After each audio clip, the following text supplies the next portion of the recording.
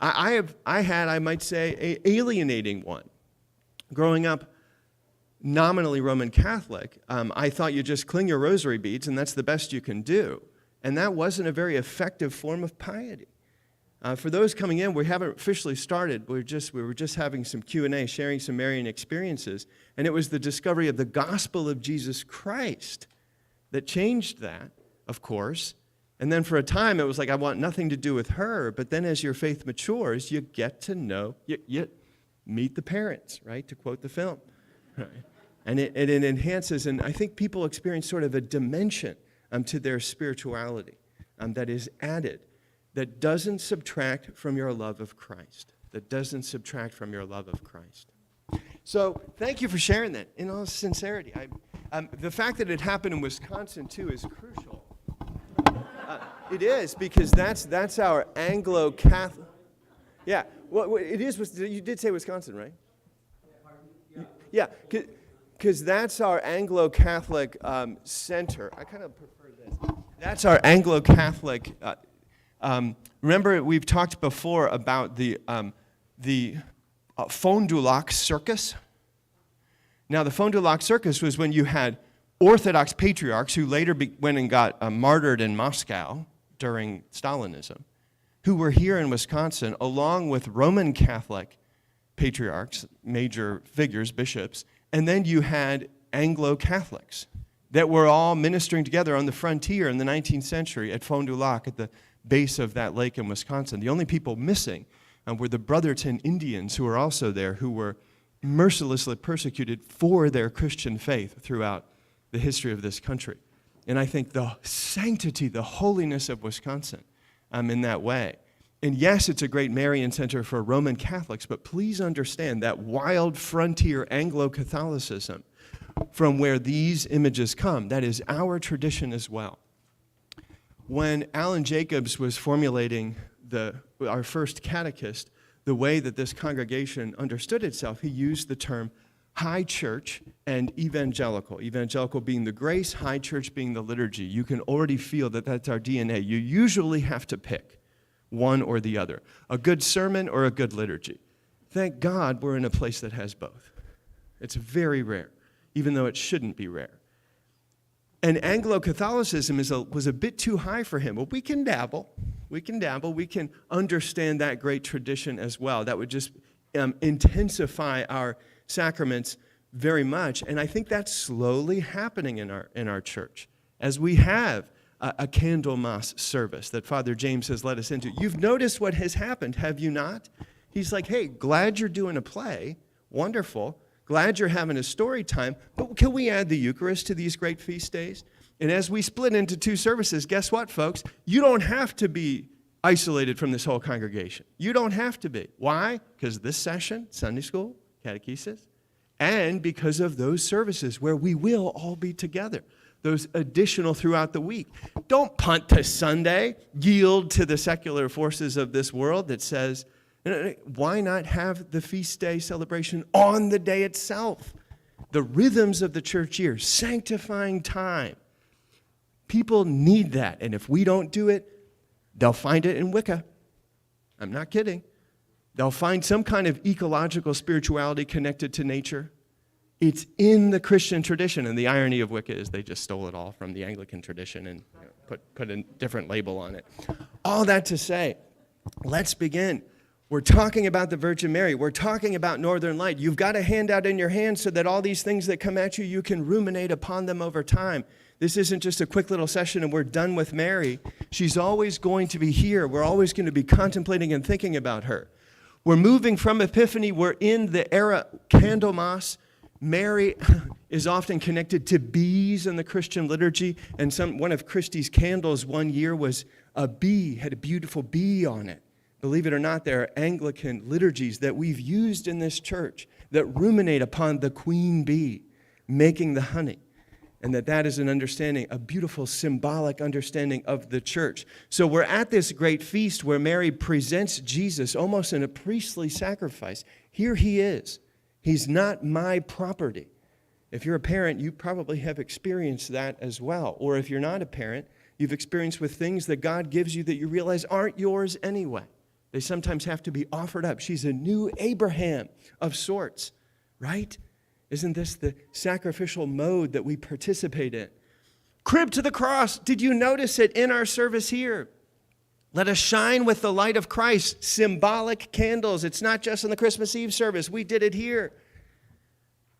Let us go forth in the light of Christ. We turn from the crib to the cross as we have Lent, not yet in our minds, but slowly there. I love this squinch here in Hosios Lukas in Greece. It is a little corner of the church that has the presentation. And I remember studying this in my grad seminars, and now we sort of have that here. This is sort of our presentation in the temple corner as Mary takes her place. And remember, we ruminated upon the dove as her offering because she's poor. She can't afford the glitzy offering at the temple. And so she brings this, and of course she doesn't have her son in her hands because he's here. He's here. And so we are now, today, this Sunday, is Septuagesima, and I connect it to the Super Bowl because it is our image of Babylon, right? The pagan context that surrounds us. And so I think it actually works quite well. 70 days until what? 70 days until what? Easter, exactly. Life is stewing underground. I assure you, it looks cold outside. We know that because our plumbing backed up. So the roots came in. It's horrible. Life is stewing underground. And so you have that little glimmer of the hope of Easter in this sanctified, consecrated space. 70 days to go. And so prepare your hearts for Lent, for that deep plunge. So there it is, 70 days of captivity in Babylon before they returned. And yes, I know there are Christians in the Super Bowl. I got in trouble for saying this in class, and someone pointed out. And I'm so glad that there are Christians in our football culture. And so here, this is our church year, okay? And so what we're shifting, right, there we are. And long time ago, we made this, and we said, what if we had prospective? What if one day we had a Candlemas service? Well, now we do. And there are other services that will populate the church year. And so we've shifted from this area, and we're moving toward the Annunciation, which will be that bright moment. That's our next weekday service. Please come to it. And then we move toward, of course, Holy Week. And so we're pushing along, and the question we asked, let's not just define ourselves over against Roman Catholics in this, well, that's not the way we see it. Hey, we can include them even if they cannot include us. We can bless what's going on in Roman Catholic churches, right? Thank God that they are there. I would not want to be without those billion Christians in the world. But we also have a right to exist. We also are one of the lineages of English spirituality in England. And there are Catholics who would say, no, you're not. And we would say, yes, we are. Come join us. See if you discern Christ's presence here. You think it's all a show, really? You think it's play acting, a paper church, as Newman said? I'm not so sure I'd say that about the great Coptic Orthodox Christians in Africa, that they're just broken branches off the true tree of Christ. I think when they died on the shores of Libya, we saw in orange with their heads chopped off by ISIS, we said, oh gosh, the ecumenism of blood unites us. So let's be done with these artificial lines that we make. We're the true church. Orthodox Church is the true church. Catholic Church is, no, come on. It's a broken body and we're a part of it. We are a part of it here. Okay, so we said, let's look at what we have in the English tradition. And the Architect documents, that is, these long debates that happen over where Catholics and Anglicans stand, they have agreed statements. Praise be to God. Those have been produced. You can read them. And one person said, too much extraordinary and not enough ordinary Marian devotion. And so that's what we've been pursuing.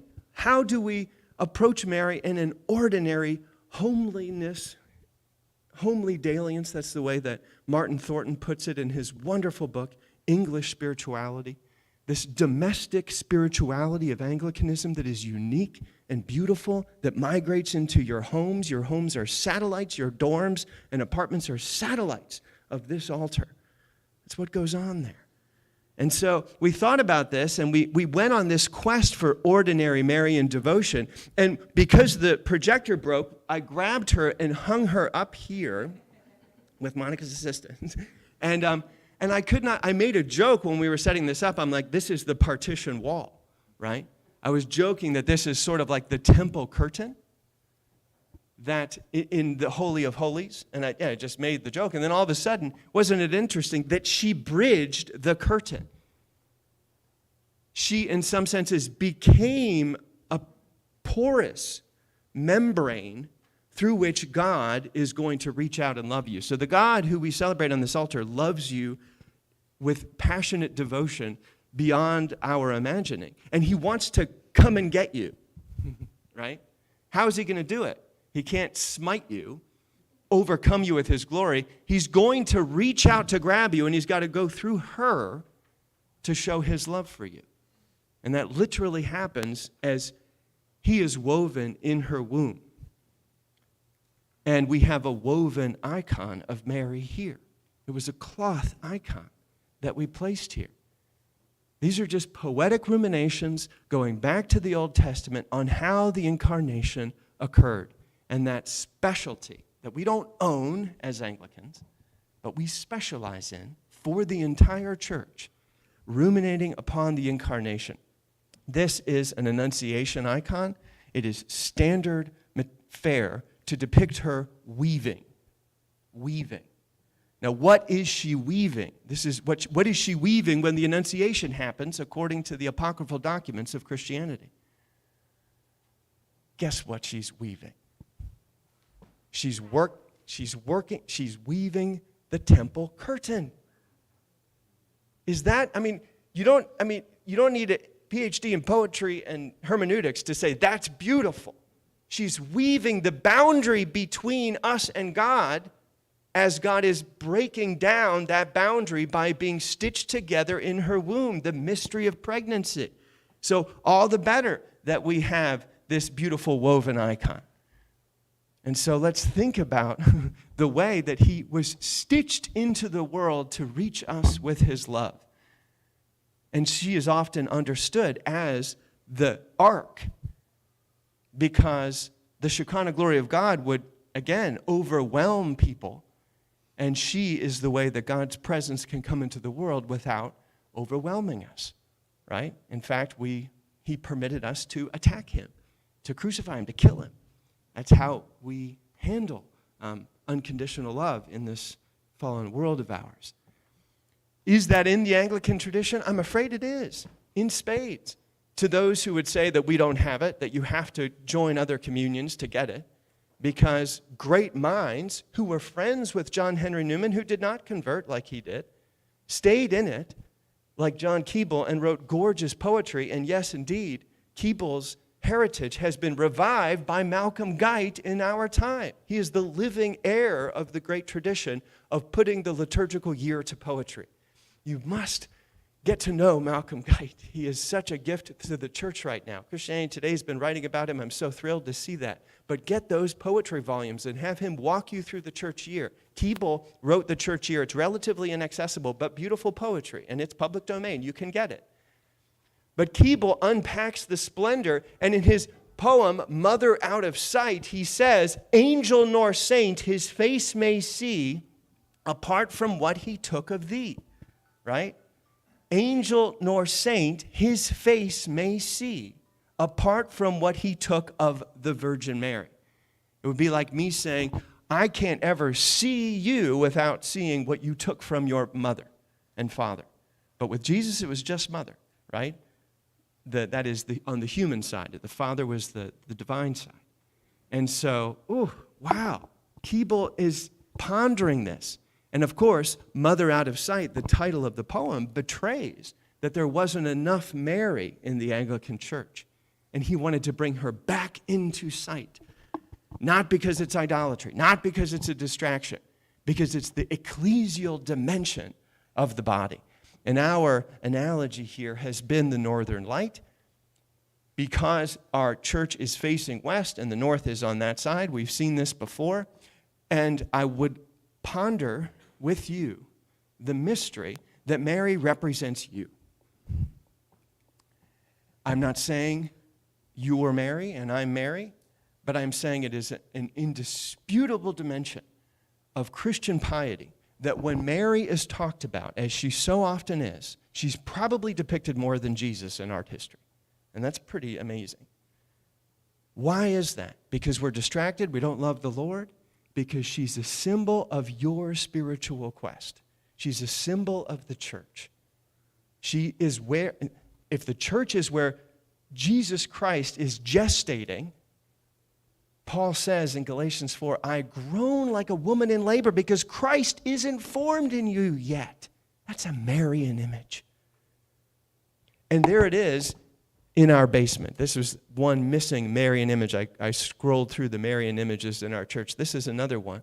And what does it say down there? There's a man here with an inner man. You've heard of that, of course, from the epistles.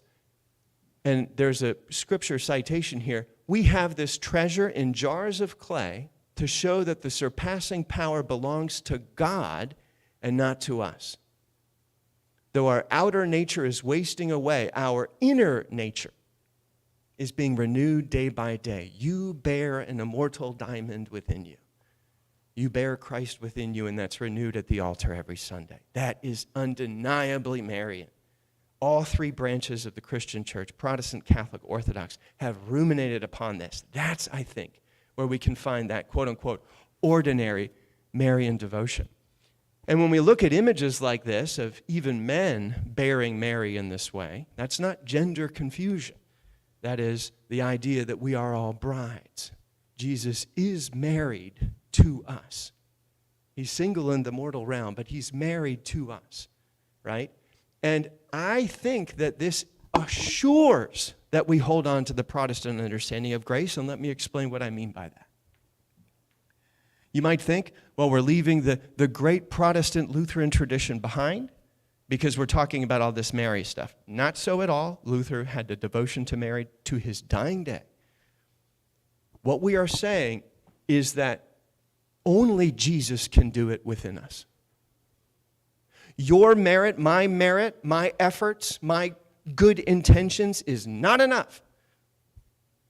Only Jesus can do it within me. Only Jesus can bear whatever Christ has placed in front of you. That's the gospel. That's what the Protestants are reminding us of.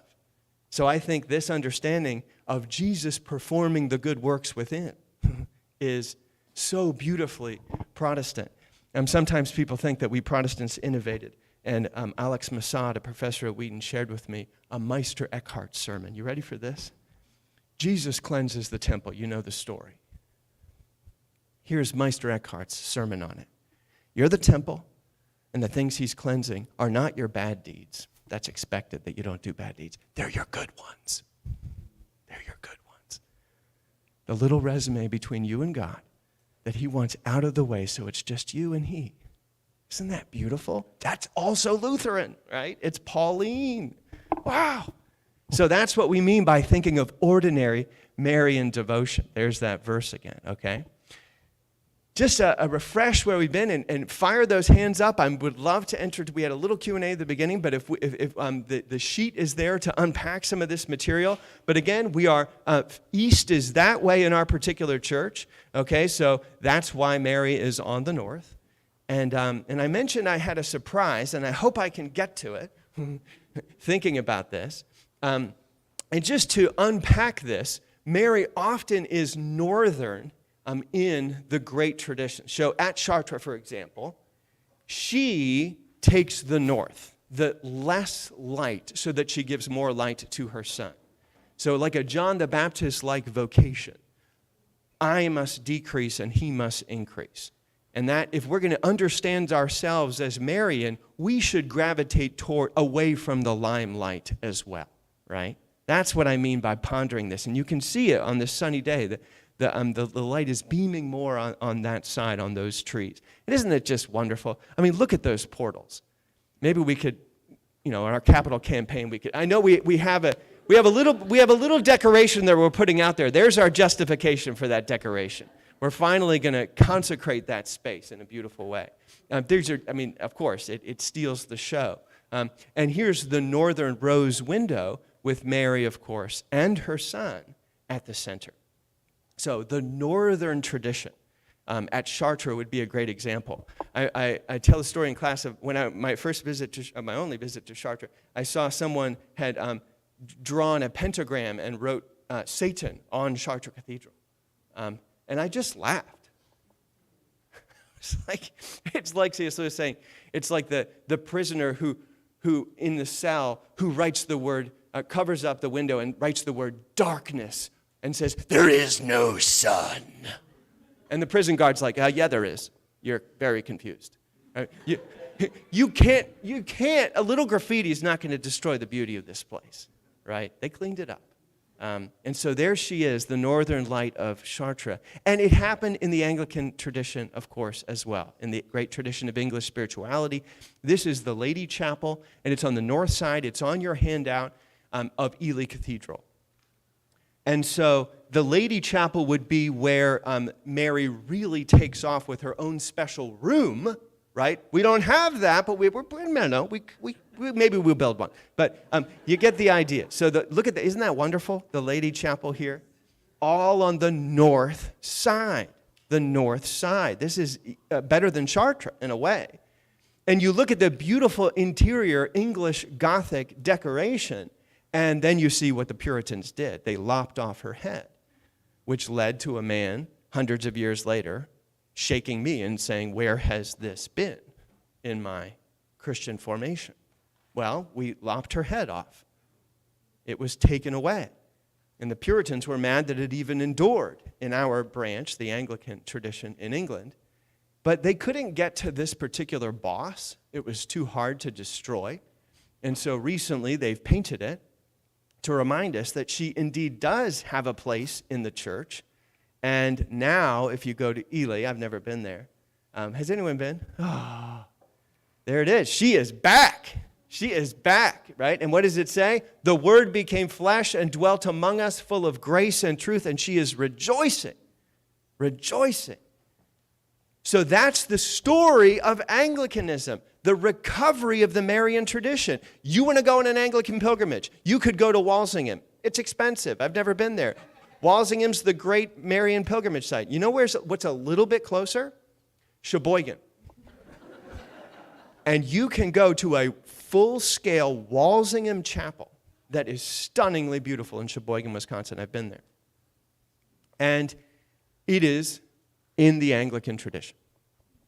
You want to see a beautiful Walsingham window? Walsingham, again, the great pilgrimage site in the English tradition. You could go to Nashotah House. There's a beautiful Walsingham window, right? So we've got that.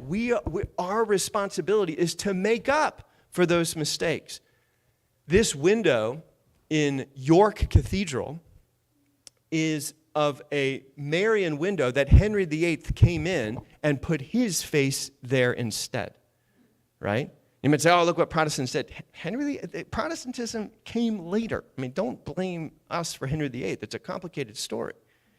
But he does that, which is awful, and Dean Milner White, no relation, comes along, and my friend Timothy Larson told me about this, and he took the Henry window and restored it to the Virgin Mary and Jesus.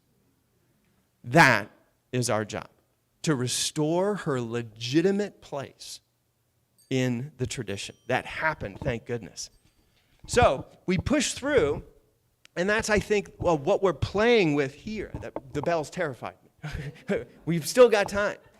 And so, a nod to Jim here. I find the image moving. Now watch this.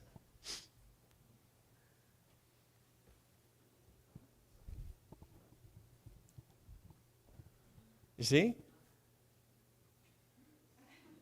I find the image moving. It's always doing that because the vent is right below it. And because we have a scientific explanation now, doesn't remove the mystery and the beauty of that. That's the bait of scientism. Oh, now I know, so it can't be also poetically beautiful. Well, it's both. And so maybe she's an image of the Holy Spirit blowing through this church in a fresh and new way, okay? So maybe that's what we mean perhaps by ordinary Marian devotion. Is it biblical?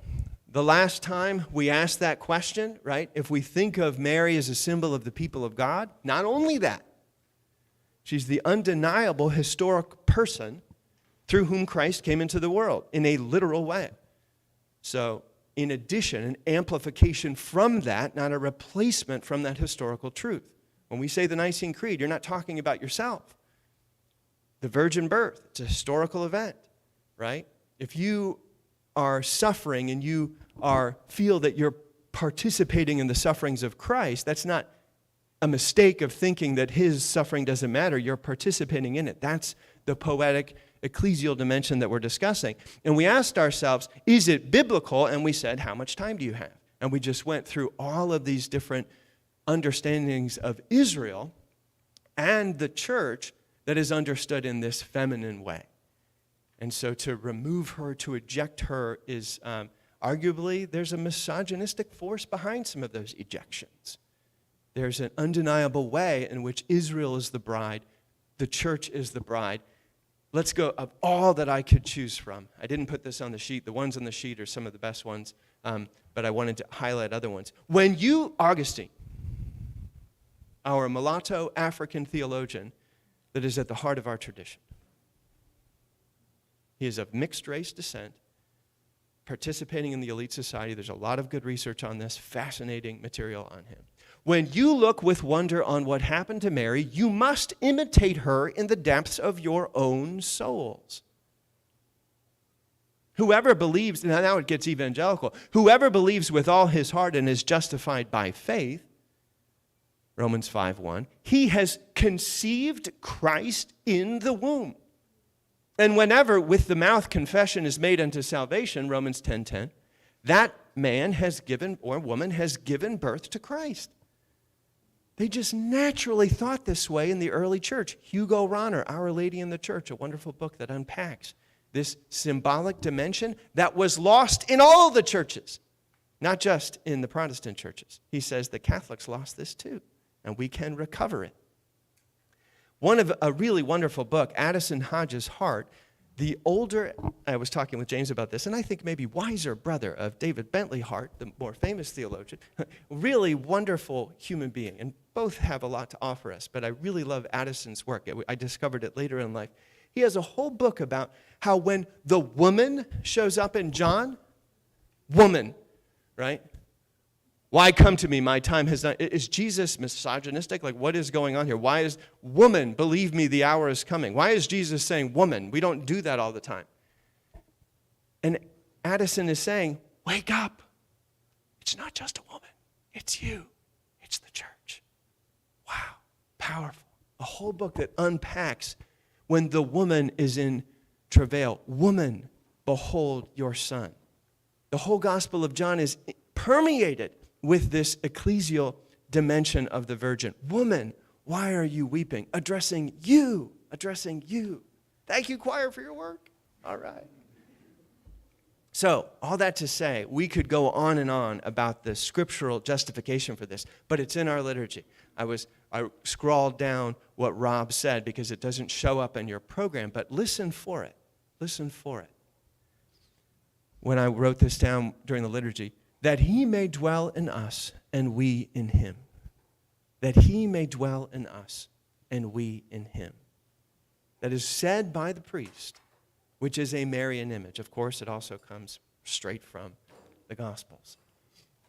So this understanding is not evaporated in Anglicanism. There is a wonderful thin red line that keeps it going. Jeremy Taylor, a great Caroline Divine in the 1600s, that glorious century that we need to go back to for renewal. I really believe that. Oh, holy, and again, Martin Thornton's English Spirituality, great guide. Oh, holy and ever-blessed Spirit, the hovering, the wind, who didst overshadow the Holy Virgin Mother of our Lord, be pleased to overshadow my soul and enlighten my spirit, that I may conceive the holy Jesus in my heart, right? Augustinian. He just keeps it going. And we looked at, in the midst of the evangelical revival, William Law, that great figure. I won't mention this again, but I was stunned, having found this deep in the Philokalia, the great Greek Orthodox mystic compendium, that he says exactly the same thing, that the meek, humble, patient, resigned Lamb of God must be born in your soul. And he meant that from deep times of prayer and silence. From deep times of prayer and silence. Make the time for it, I say to myself. Make the time for it. And what happens 18 minutes into the silence, the 18th time you've done it, because the first 17 times you were distracted the whole time. But the 18th time, at the 18th minute, all of a sudden, there he is. It's not you, it's not your unconscious, it's more. And you notice he's there. Who? The meek, humble, patient, resigned Lamb of God in the soul. Our tradition, from Inga to Evelyn Underhill, we are the tradition that for the whole church revived the great mystical thinkers and writers of Christianity at a time when they had been neglected and totally forgotten in a rationalist age. And so these great figures, if you want to apprentice yourself to a person, I think Evelyn Underhill would be that one. I'm choosing to do that in the next 10 years or so. We went on a puffin trip. Anyone gone and seen the puffins? So believe it or not, because puffins were headgear for women in the early 20th century, late 19th century. And so there were no puffins left. So my parents live in Maine, and they said, we're going on a puffin trip. So the whole time, they explained that there were no puffins, not two, but none, in this part of Maine. And they made decoys. That didn't work. They finally slowly found ways to lure puffins back to this tiny little island. And these people who gave their lives to the repopulation of the island, and just as they finished their spiel, you get there and you see a puffin, and they're everywhere. They just, Easter Egg Island, I think it's called. What's it called? Egg Island. There we go, Egg Island. All right. Thank you, Denise. And so it's like, why am I telling you about puffins? Because it was on that same trip that we looted some New England bookstore and got all their Evelyn Underhill books. And I said, that's what she did. She said, we've lost the mystical tradition of the church, and people are fleeing to the theosophists to find some kind of experiential spirituality. And so the puffins were gone, and they've come back. Those great exotic beings in the church who have this deep experiential relationship with God, which is not set apart from the liturgy, that is connected to the great liturgy. Okay. It also, of course, continues in T.S. Eliot. Maybe the greatest Marian poetry that I can refer you to is Ash Wednesday or Dry Salvages. And if you go to Gloucester, Massachusetts, you see the place where all those inspirations came from. Blessed Sister, Holy Mother, both. Doesn't have to pick. Spirit of the fountain, Spirit of the garden, nature mysticism, not afraid of it. Suffer us not to mock ourselves with falsehood. He knows his own delusions and ours. Teach us to care and not to care. Teach us to sit still for 20 minutes. Over and over again. That's all Marian. And he gets it from the beautiful Marian images in New England where he was from. And believe it or not, I mentioned this to some of you, Maggie Ross. Some of you might say, I want to discover contemplation. You often discover Martin Laird, the great Catholic priest of Villanova, who's done so much to recover the Christian tradition of contemplation. But you actually open his books and he says, thanks to her, the Anglican solitary, Martha Reeves, her pen name is Maggie Ross, who is under the Archbishop of Canterbury, former Rowan Williams, pursuing a solitary life, summoning us, she's like the mother puffin, summoning us to those depths of silence. And I picked up her books and she says the exact same thing. She says, we don't need some cheap Madonna that we need an earthy, real Mary if we're going to have a real Jesus, not a slender creature palely simpering in plaster. And then she says, in a beautiful way, I have the quote on the sheet, that the answer to Nicodemus, to bear the word, to enter the kingdom, we must indeed be born from the Spirit, not for the second time in the womb of our natural mothers, but continually in the love of the church and the love of the Mother of God that brought forth her Son, and like her in the same movement to bear Christ as well. That's what happens when you spend that time in the depths. You think of her in that way. You think of yourself in that way. What's the surprise? I've got to get to it. So here, right by the Isenheim altarpiece, there is this beautiful, so it's always overshadowed by that great church, great altarpiece in Colmar. There's this amazing Schongauer image of Jesus and Mary with all of these flowers. It's so beautiful. All of these are public domain. Run away with them. Do with them what you want, right? And just all of the fecundity of nature. And so I was thinking about that Schongauer and thinking about our flowered Mary, right? She's irradiated with flowers as well. And I thought of that, trying to connect it to our back mural as the first fruits, the flowering of the new creation. So let's walk through how we got to this point. Again, there's our church back when it wasn't as pretty. And here is the inspiration. This is the Basilica of San Clemente, juiced up in the 1130s as a part of a scriptural renewal program that we know as the Gregorian Reform in Rome. And this is as much ours as anybody's, because right near it, here is the chair that Pope Gregory sat in when he sent Augustine of Canterbury to revive the church in England. And there's a little marker of the Anglican communion right there in Rome. Rome belongs to Anglicans as well. We get to share. And so think of this church as your own. We're not stealing from it. It's part of the same body. It's built, of course, on top of a Mithraeum, an all-male club where the bull blood would pour upon you as you juiced yourselves up for some military exploit. That's what the cult of Mithras was.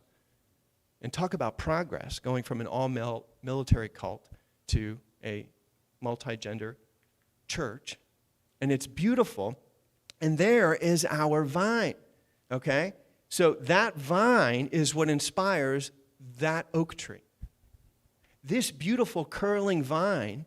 And what's beautiful about it is, as we were examining it, Denise and I were looking at it this summer, you see these urban scenes on the left and the right. What are they? Jerusalem and Bethlehem.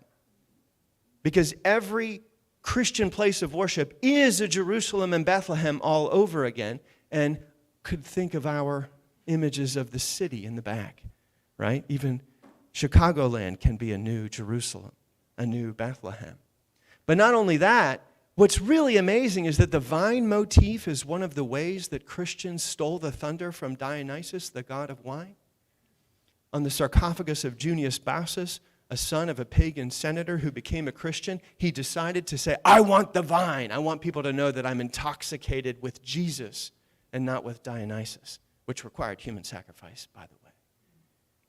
Jesus ended that. And the same thing with, so they overcame the cult of Bacchus in Rome. You know the Chronicles of Narnia? I wouldn't want to be with Bacchus if Aslan wasn't around. You wouldn't. And here is Santa Costanza, daughter of Constantine. She also feels liberated in this Christian tradition at her great mausoleum to reference Dionysus and say, I have the true vine. Of course, referencing John 15. And so now you understand where this comes from, right?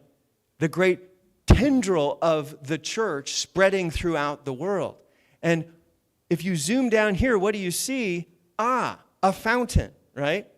It says in Latin, we liken the church of Christ to this vine that the law causes to wither and the cross causes to bloom. Law gospel tradition in the Lutheran vein. Doesn't that look familiar too? The deer, right? Those are the fountains of baptism welling up in our mosaic, or not a mosaic, our painting back there reflecting this mosaic. And God bless our now deceased Pope, Benedict XVI, because he has a beautiful sermon upon San Clemente. And if you read that sermon, he says, the tree that comes from living water is fertile. We notice the rich network of branches that fill the entire breadth of the picture. It's not an ornament. It's a great vine whose branches grow forth from the roots and limbs of the tree of the cross. And what's amazing is everyone in their everyday, detailed daily lives, studying, cooking, cleaning, they're wrapped in the vine of the Eucharist, the wine of Christ. He goes on and on. You can Google it. It's so worth seeing, reading his ruminations upon that, but I just couldn't help but think that it connects to our mosaic, our painting. Jesus is the fruit. It's a fruitless tree. I think that's because Jesus is the fruit upon it. Only he can accomplish it, not our virtues on their own. And I always think about, it's kind of a strange analogy, but where's the Eucharist in that oak tree? I think it's the manna that is lying upon the tree. I think that's what we might understand. It looks like frost at the top. Could we think of that as the manna of the Eucharist falling upon it? And again, the image is connected to the cross here, and here's the connection. Notice that this beautiful Jesus, who shows us that love is stronger than death with the beautiful look on his face. And I thought of the dove, and I could sort of maybe connect that to the dove in our beautiful flowering Mary, but that's not the surprise. We're looking at this, at the mosaic, and then I looked, I'm like, why is there scaffolding? It was right to the north of San Clemente, and there was a little chapel that was being renovated, and inside it was this, a little image of Mary at prayer. And I thought, wow, an unexpected connection. We've got a Mary on this north side. They have a Mary on their north side who's sort of quieter, right? She's not in the limelight. She's recessed from the center stage. And then there she is at the National Gallery in London. We saw the original. I was like, whoa, look at that. She's a great Anglican vision, even though she was painted by a Catholic. She's on the cover of Tim Perry's Mary for Evangelicals. That's how I knew the image. And I thought maybe this is a summons. Here's some more of the, Sasso Ferrato is the artist. That's what I think she is. She, in this northern place, yes, she's connected to the Eucharist. Yes, she's connected to the vine because she, in some mysterious way, is present at every Eucharistic celebration because she's the flesh through whom Christ came into the world. But she is a summons for all of us to contemplation, a summons to spiritual depth. Lent is on the way, and we'll leave it at that. Thank you, everybody.